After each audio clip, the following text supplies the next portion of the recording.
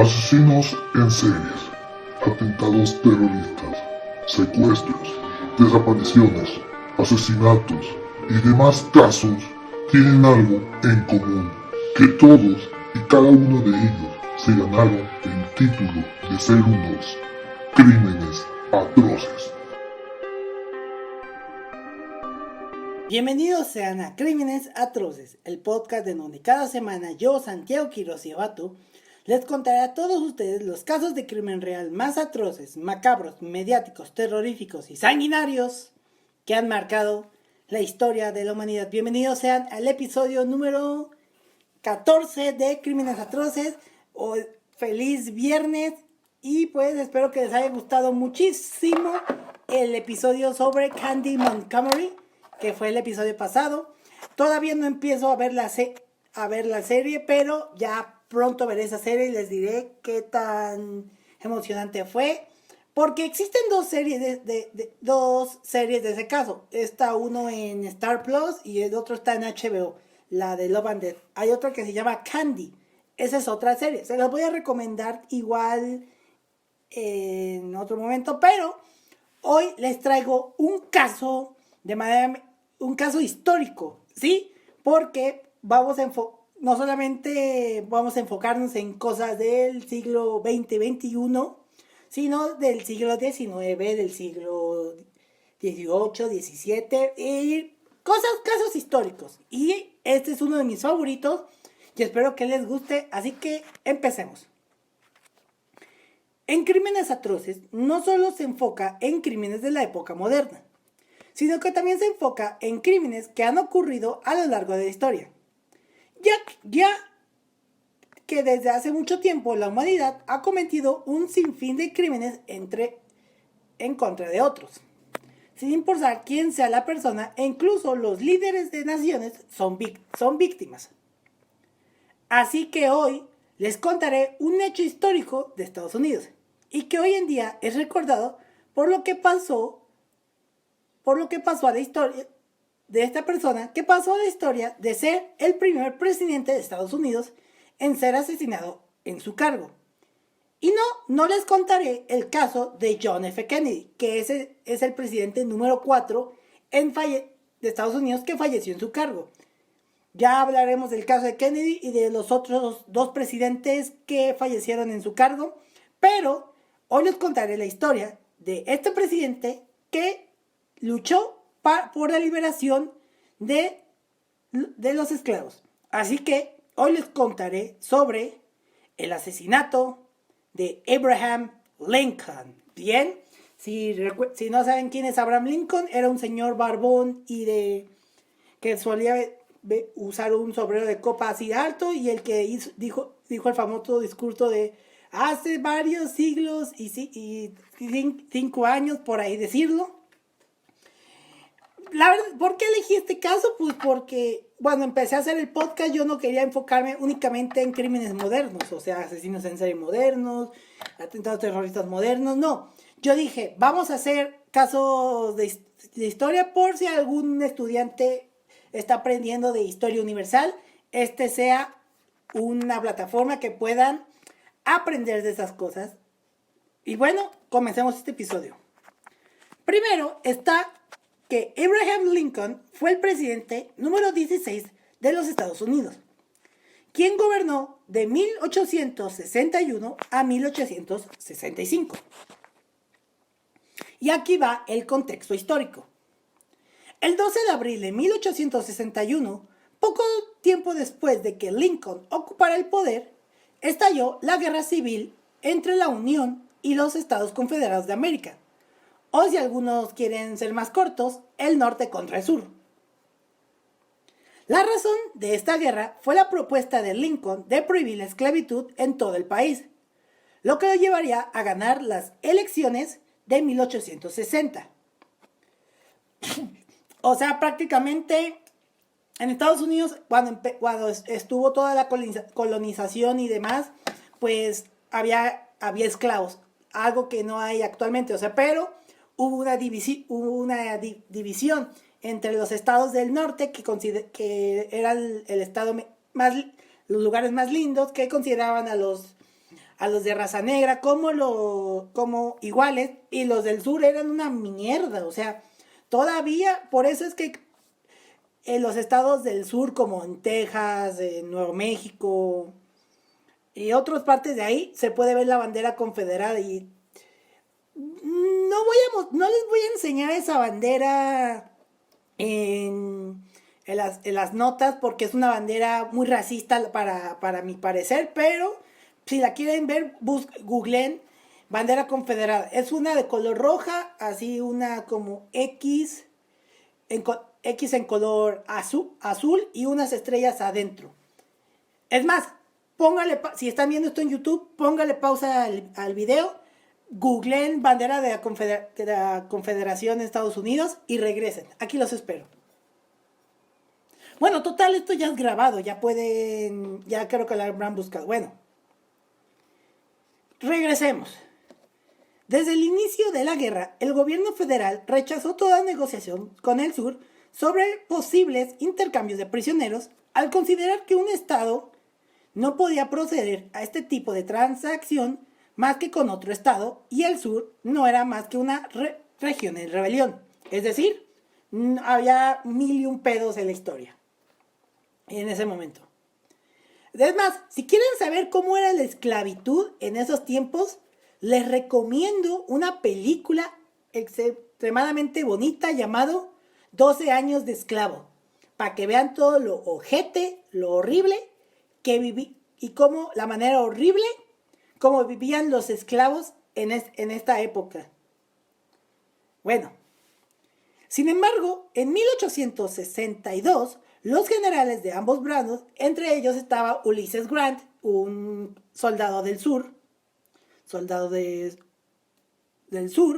pues, bueno,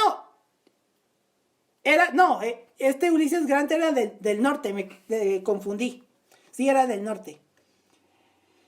Bueno, en 1862, Lincoln todavía era presidente y estaba evitando que creciera más este problema. Los generales de ambos bandos acordaron modalidades de intercambio que tuvieron lugar a menudo inmediatamente después de cada batalla, sin encontrar mayores problemas antes de 1863. Fue a partir de ese momento el norte se tornó más reciente, por razones estratégicas, y también porque los confederados se negaron a liberar a los prisioneros afroamericanos. Luego, cuando Ulysses S. Grant, el general se convirtió en el comandante en jefe de los ejércitos de la Unión en marzo de 1864. Y en eso se suspendió todo intercambio de prisioneros de guerra, con lo cual una fuente de refuerzos en hombres, de la cual tenía gran necesidad del sur, y fue eliminada. O sea, este señor llega a ser comandante y ahí fue cuando el sur está empezando a perder la guerra. Como Estados Unidos empezó a perder Vietnam. Digo, eso es una cosa que bueno, si van a Estados Unidos y les mencionan Vietnam, a ellos les cala de que en serio perdieron Vietnam. Aunque ellos nieguen que no perdieron Vietnam, sí perdieron Vietnam. Solamente ganan en Vietnam solamente porque fue Rambo, nada más. Regresando a la historia, es aquí donde aparece a escena nuestro segundo protagonista en esta historia, quien posteriormente se convertiría en el asesino de Lincoln. Y nos referimos a John Wilkes Booth, quien era un actor de teatro que gozaba de cierto éxito y había recibido críticas elogiadas. Su talento y salud mental no fueron puestas en duda antes de la conspiración, y comenzó a interesarse en los temas públicos durante los años de 1850, y con esto se unió a los Know Nothing, que era un movimiento nativista que se oponía a la política de inmigración hacia Estados Unidos.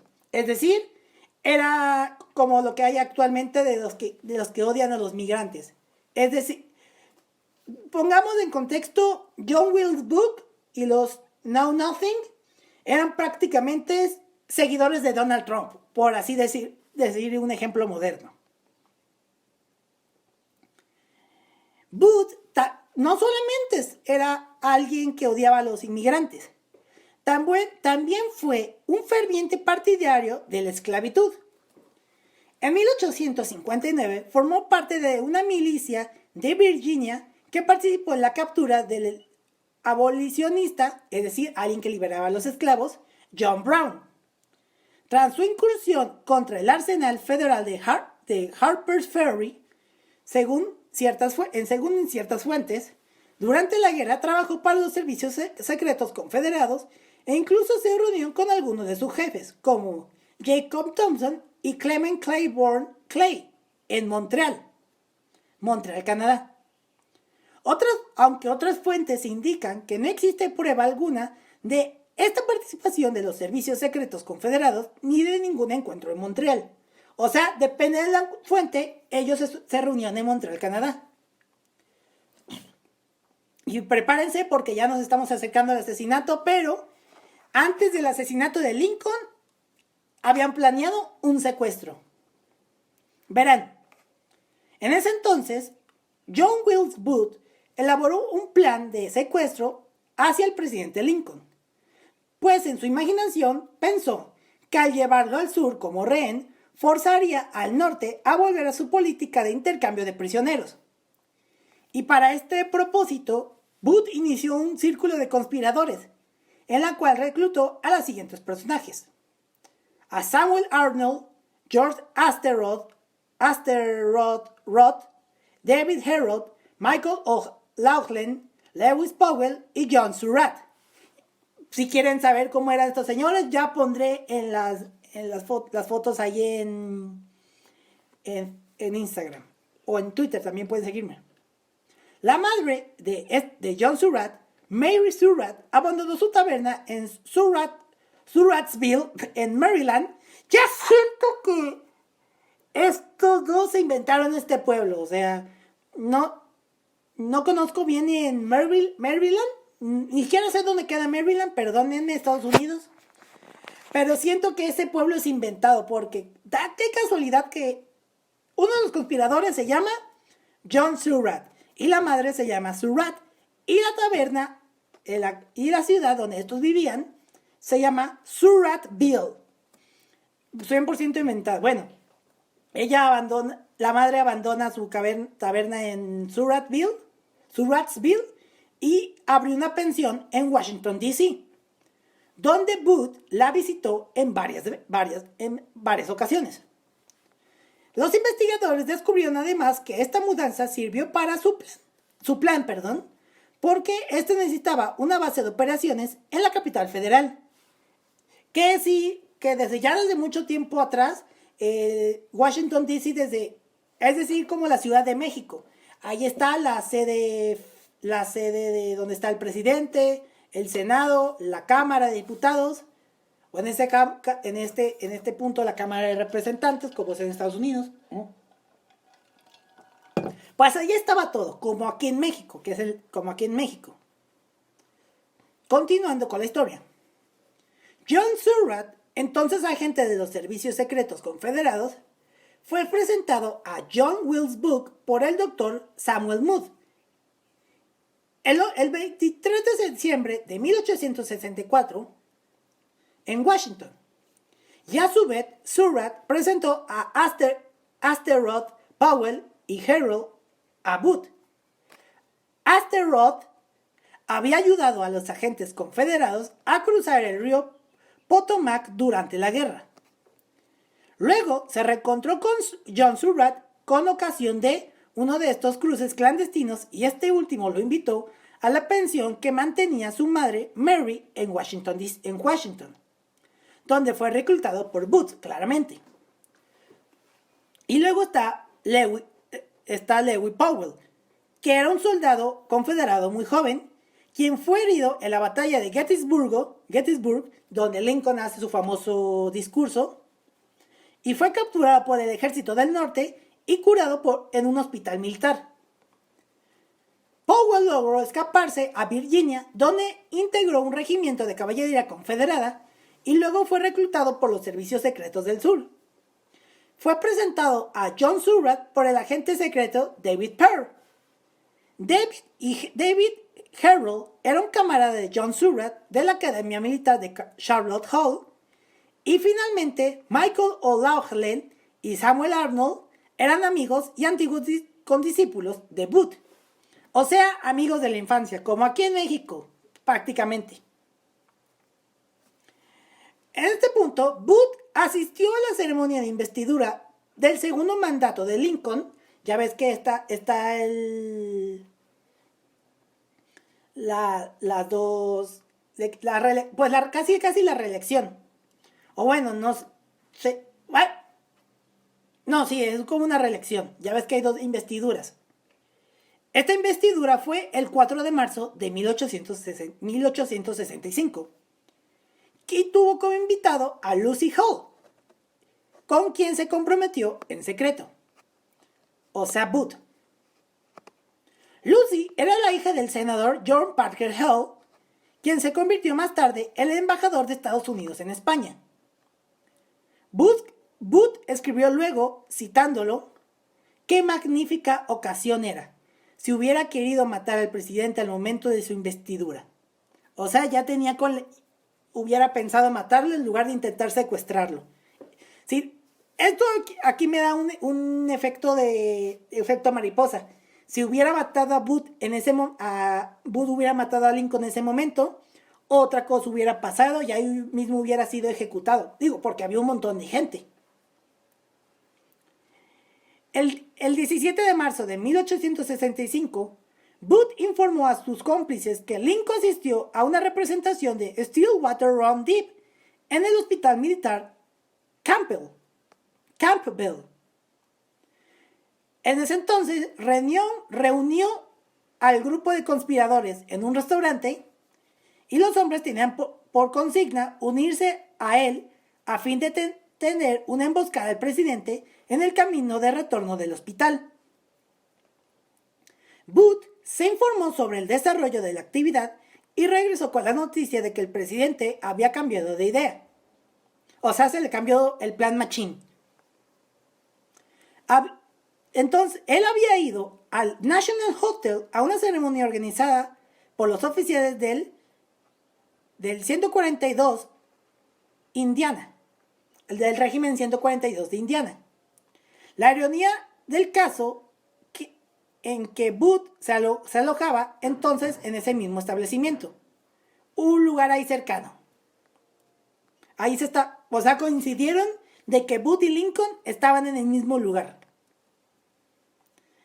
Pero tristemente, el 9 de abril de 1865, el general confederado Lee se rindió ante el unista Grant en Virginia, lo que prácticamente puso en fin a la guerra. Y existe la fotografía de estos dos generales estrechándose la mano, que fue un evento público, como cuando se firmó el Tratado de Libre Comercio en el 94 entre Carlos Salinas de Gortari, Bill Clinton y el primer ministro de Canadá de aquel entonces, no sé cuál era. 2 días después de esto, el 11 de abril de 1865, Booth estuvo presente cuando Lincoln pronunció un discurso frente a la Casa Blanca. El presidente mostró su apoyo a la idea de otorgar el derecho al sufragio a los negros, afroamericanos, perdonen. Furioso por la posibilidad, Booth abandonó su plan de secuestro y optó por un asesinato. Escribió lo siguiente, citándolo: «Ahora, por Dios, voy a liquidarlo. Es el último discurso que dará». Poco después del fracaso del intento de secuestro, la Confederación estaba retrocediendo en terreno militar. El 3 de abril de ese año, Richmond, la capital de los Confederados, fue capturada por el ejército de la Unión. Para el 9 de abril, el ejército de Virginia del Norte, principal fuerza confederada, se rindió al ejército de Potomac después de la batalla de Appomattox. El presidente confederado Jefferson Davis y su gobierno huyeron cobardemente. Si bien varios confederados habían perdido toda esperanza, Booth continuó creyendo en la causa y escribió en su diario lo siguiente, citándolo: estando nuestra causa casi perdida, debe emprenderse alguna cosa grande y decisiva. Cuando Booth se enteró de que Lee se había rendido, decidió asesinar al presidente y a algunos miembros del gobierno al fin de enlutar las celebraciones de la victoria del norte y desorganizar la administración federal. Fue entonces que el 14 de abril de 1865, en torno al mediodía, cuando se encontraba en el Teatro Ford, al fin de retirar su correo. Booth, en ese momento, se enteró de que el presidente y el general Grant asistirán a la representación de Our American Cousin esa misma tarde. American Cousin era una obra de aquel entonces. En él vio la ocasión que había estado esperando, ya que conocía perfectamente los lugares debido a que había trabajado en ellos varias veces, siendo su última en marzo de 1865, o sea, un mes antes de que matara al presidente. Estaba convencido de que si él y sus cómplices mataban simultáneamente al presidente, al general Grant, al vicepresidente Andrew Johnson y al secretario de Estado William Seward, el gobierno de la Unión se paraliza el tiempo suficiente para que la Confederación renaciera de sus cenizas. Pobrecito, al final fue, no les voy a spoilear, pero digamos, todo resultó al revés. Esa misma tarde, Booth se presentó a la pensión de Mary Surratt, a quien le pidió que le enviara un paquete a su taberna en Surrattsville, en Maryland, y que dijera al gerente de ese establecimiento que preparase las armas y municiones que había dispuesto. A las 7 de la tarde, Booth se encontró con sus cómplices. Allí ordenó a Powell a matar a Seward y a Atherod a asesinar a Johnson y a David E. Herold y a conducir a Powell a la casa de Seward para que no se perdiera, para luego llevarlo fuera de la ciudad y reencontrarse en Maryland. Booth tenía pensado disparar contra Lincoln con su Philadelphia Derringer calibre 10.3 milímetros, o sea, una calibre 41, que era una pistola pequeña de estas como que casi disparan balines, y luego era apuñalar al general Grant. Antes del asesinato del presidente, los conspiradores cometieron los dos asesinatos que les mencioné. Primero fue hacia el secretario de Estado William H. Seward por parte de Lewis Powell y el del vicepresidente Andrew Johnson por parte de George Atherod. Y estos dos ataques fueron ordenados por Booth, como ya se los comenté. Pero para no hacer el discurso largo, estos asesinatos tendrán sus episodios apartes. El 14 de abril de 1865, el presidente Lincoln, junto con su esposa y primera dama, Mary Todd Lincoln, asistieron al Teatro Ford para presenciar la obra llamada American Cousin, escrita por Tom Taylor. Y también a esa obra asistieron el mayor Henry Rathbone y su novia Carla Harris. Por una extraña razón, el general Grant no pudo asistir a la obra.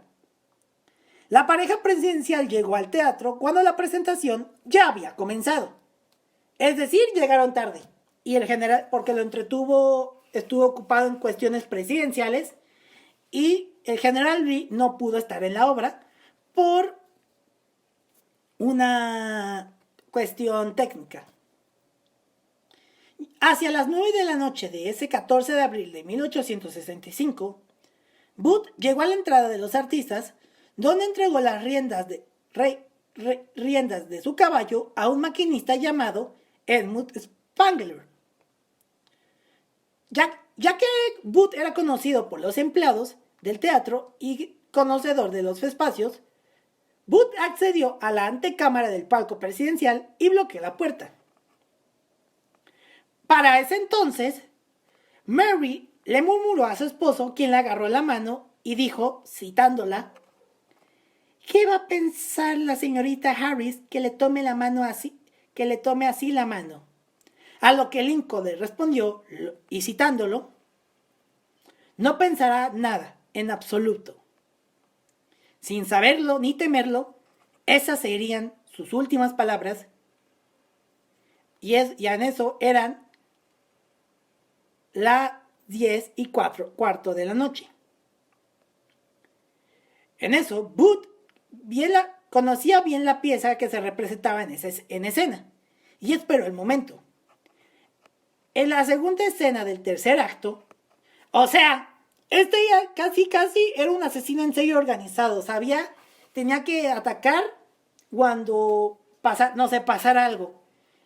Algo así como cuando ocurrió lo de Luis Donaldo Colosio, que estaba sonando una canción llamada La Culebra, muy popular aquí en México, y entonces aparece el asesino con la pistola y lo mata. Ya hablaré del caso de Colosio en otro momento. Bueno, se esperó a la segunda escena del tercer acto en que el actor Harry Hawk, que interpretaba el rol del pueblerino Asa Trenchard, dijo su destino a la alterna señorita Munchessington. El hablar franco de Asa Trenchard, su fuerte acento popular y muy estadounidense, desencadenan siempre la hilaria del público, cuyo ruido encubriría el sonido de la detonación. Es decir, al momento que ellos aplaudan fuerte, pueden así evitar los disparos. Eso me recuerda una escena de Indiana Jones y el Templo de la Perdición. Está en la escena en la que ya iban a empezar balazos, entonces en eso disparan las cestas de champaña, ya ves que van disparando fuerte. Entonces uno de los mafiosos aprovecha y le dispara al compañero de Indiana Jones. Si no han visto las películas, spoiler, les lanzo un spoiler. Que ya la habrán visto, es una secuela de los 80s. Cuando llegó el momento,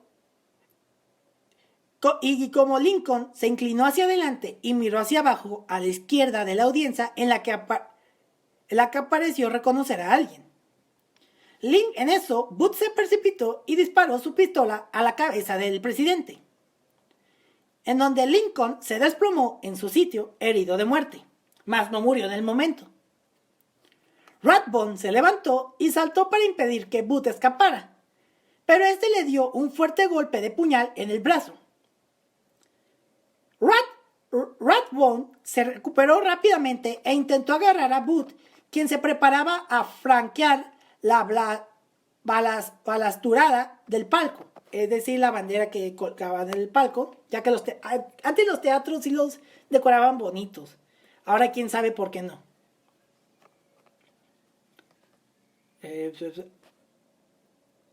Booth le asentó un nuevo golpe e intentó saltar al escenario. Rathbone rápidamente cogió la capa de Booth cuando se disponía a saltar desde el alféizar del palco. Booth cayó desde la barandilla del palco a la etapa siguiente, que era una caída de 3 metros, por así decirlo. En ese proceso, la espuela sobre el zapato se enredó en una bandera del tesoro de la decoración del palco y aterrizó mal sobre su pie izquierdo, fracturándose el peroné justo por encima del tobillo. Una caída muy horrible. Ya se podrán imaginar el putazo. En eso se incorporó a pesar de la lesión y comenzó a cruzar el escenario, haciendo que el público creyera que era parte de la obra, cosa que no era así. En eso logró levantarse y blandiendo su cuchillo gritó, y citándolo, Sic semper tyrannis, Sic semper tyrannis, el lema en latín de Virginia, que significa lo siguiente: Así siempre a los tiranos. Estoy citando las palabras de Booth en español. Aunque según otras versiones, añadió lo siguiente. El sur ha sido vengado. Nunca sabremos qué dijo en esa ocasión. Enseguida corrió por el escenario hasta alcanzar la puerta por la cual había entrado al teatro y donde lo esperaba su caballo. Algunos espectadores se lanzaron en su persecución, pero no lograron atraparlo. Booth golpeó a Joseph Burroughs con el mango de su puñal, saltó sobre su montura y huyó en ese momento. Galopó hasta el puente Navy Yard que atravesaba el río Anacostia hacia su encuentro con Harold y Powell. Catherine M. Evans, una joven actriz de la obra, estaba fuera del escenario cuando Lincoln fue disparado, pero se precipitó al escenario después de la salida de Booth y dijo después, y citándola, miré y vi al presidente Lincoln inconsciente con la cabeza caída sobre el pecho, con los ojos cerrados, pero con una sonrisa aún en el rostro. El llanto de Mary Lincoln y de Clara Harring y el grito de Rathbone que gritó, citándolo, ¡detengan a ese hombre!, hicieron ver al público que la agitación no era parte del espectáculo. O sea, estos güeyes que estaban presentes, creyeron que era una parte de la obra. Fue aquí donde apareció Charles Lealy, un joven cirujano militar de licencia que asistía al teatro. Pues aquí tengo una teoría. ¿Cómo es que en esos momentos había aparecido un médico militar ¿por qué había un médico militar en el teatro? Algo me dice que Lincoln a lo mejor Lincoln se enteró de su muerte y entonces tomó sus precauciones. No sé, es una teoría que tengo. El cirujano estaba en el teatro, atravesó a la multitud en dirección al palco presidencial, la puerta no se abrió y Rathbone se dio cuenta que estaba bloqueada con un pedazo de madera. En eso retiró la tranca y le abrió a Lily. Hicieron todo esfuerzo posible para salvar la vida del presidente, pero no se pudo lograr. En ese momento, Edwin M. Stanton tomaba el mando del gobierno en una sala mientras Mary lloraba por su marido. A esto me recuerda cañón cuando fue el asesinato de Kennedy.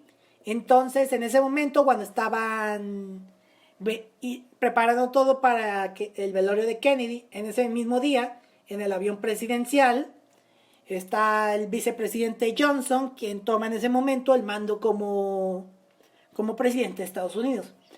Investigando un poco, existe un protocolo en estos casos, que si un presidente, esto es en Estados Unidos, no sé en el resto del mundo, que si un presidente muere en su cargo, en ese mismo instante el vicepresidente o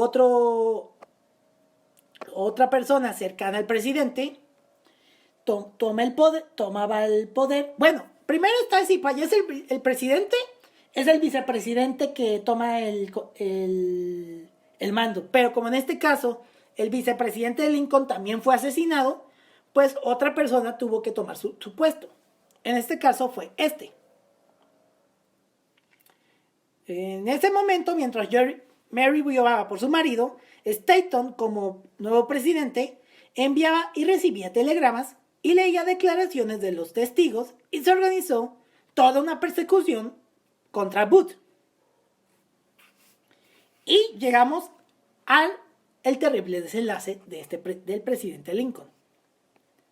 A las 7:22 de la mañana del 15 de abril de 1865, yo comparto fecha de nacimiento con la muerte de Lincoln. O sea, no precisamente, no nací en 1800, o sea, yo nací en el 99, pero nada más el 15 de abril en eso coincido con Lincoln. Ok, en la mañana del 15 de abril de 1865, Abraham Lincoln falleció a la edad de 52 años convirtiéndose en el primer presidente de Estados Unidos en ser asesinado en su cargo. Todos los que estaban alrededor de la cama de Lincoln se arrodillaron y rezaron. Cuando se levantaron, Stanton declaró, citándolo, ahora pertenece a la eternidad, como una última declaración de lo que le pasó a Lincoln. Booth, junto con Herold, fueron fugitivos de la ley hasta su captura el 26 de abril de ese año, cuando el ejército los descubrió en la granja de un hombre llamado Richard Garrett, quien los encerró en el granero. En ese momento, el soldado Boston Corbett, un héroe que por fin, que van a ver su foto en las notas, le dio un tiro a Booth que le cortó la médula espinal. Curiosamente, era una pulgada debajo donde Booth le había disparado al presidente. Cuando salieron del granero, un soldado le dio un trago de agua y Booth dijo lo siguiente, citándolo, dile a mi madre que voy a morir por mi patria. Booth murió tirado en el pórtico de la granja de los Garrett, 2 horas después de haber recibido el disparo. Las últimas palabras de Booth fueron, citándolo, inútil, inútil. Esto ocasionó que otros miembros de la conspiración fueran arrestados. A su vez, se arrestó a otros que fueron considerados como sospechosos, y algunos fueron liberados, y otros fueron sentenciados, y otros condenados a muerte. El legado de Lincoln es uno de los más importantes, por ser uno de los precursores de la liberación de los esclavos afroamericanos, tanto que aparece en el billete de $5 americanos y en la moneda de 1 centavo. Además de que en Washington, D.C., existe un monumento a su persona. Y para los que son fanáticos de lo paranormal o de las cosas que, pues, digamos, son una casualidad, les tengo este siguiente dato. Algunos dicen que la muerte de Lincoln ya había sido escrita, debido a la que hoy se conoce como la última fotografía de Lincoln, en el que cuando fue tomada el cristal, o sea, la placa con la que fue tomada la última foto de Lincoln, estaba rota. Y en eso, cuando fue tomada esa foto, se vio que ese cristal atravesaba la cabeza de Abraham Lincoln, en un ángulo exacto en donde Booth le disparó al presidente. Ustedes díganme, ¿creen que esa fotografía era una señal de que algo iba a pasar? No sé. Ustedes pueden decir en los comentarios, pueden escribir en los comentarios si ya estaba escrita la muerte de Lincoln o no. Vayan, debatan en grupos de 3, por favor. Y bueno, este fue el histórico caso del asesinato de Abraham Lincoln. Algo muy corto, no quise exaltarme en tanto los asesinatos del secretario de Estado, ni del vicepresidente, ni todo el juicio que fue a raíz de lo que ocurrió después del asesinato de Lincoln. Pero sí, o sea, el plan en sí nunca le funcionó a Booth porque al final el sur perdió la guerra. Y pues eso ocasionó que los esclavos ya estuvieran libres. Pero tristemente, aún existen personas que creen que los afroamericanos siguen siendo esclavos. Lo que vemos hoy en día con los 1001 policías que arrestan a los afroamericanos por cualquier cosa, no más que por si cruzan la calle. Ya hablaré de los diversos casos de injusticia racial a través de la historia. Pero bueno, espero que les haya gustado el episodio 14 de Crímenes Atroces. Y les tengo una noticia. Bueno, 2 noticias. La primera es que el siguiente episodio tendrá que ver con un caso que ha estado sonando últimamente a raíz de un documental. ¿Quieren saber cuál es? Espérense al siguiente viernes. Y que muy pronto estaremos cambiándonos de estudio. ¿En qué episodio verán el cambio de estudio? Lo van a saber más adelante. Y por lo tanto, No olviden seguir este podcast tanto en Spotify, en Apple Podcast o en cualquier plataforma que ustedes disfruten, que ustedes gusten. Y si quieren ver las notas, los próximos episodios o recomendaciones de series o películas o uno que otro libro que hablen de crímenes, recuerden seguirme en Twitter como @crímenesatroces, en Twitter es @crímenesatroces y en Instagram como @crímenesatrocespodcast. Y si quieren conocerme un poco, pueden encontrarme en Twitter como @santqs99 y en Instagram como @santiqs99. Y bueno, con esto terminamos el episodio de hoy. Nos vemos y nos escuchamos la próxima semana. Hasta la próxima. Muchas gracias. Asesinos en series, atentados terroristas, secuestros, desapariciones, asesinatos y demás casos tienen algo en común, que todos y cada uno de ellos se ganaron el título de ser unos crímenes atroces.